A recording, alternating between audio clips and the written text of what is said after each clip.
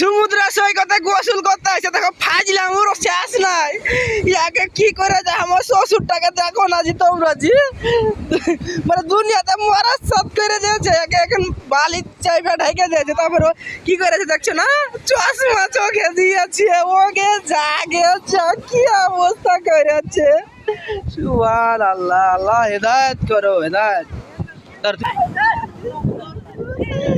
ওকে জাগেছে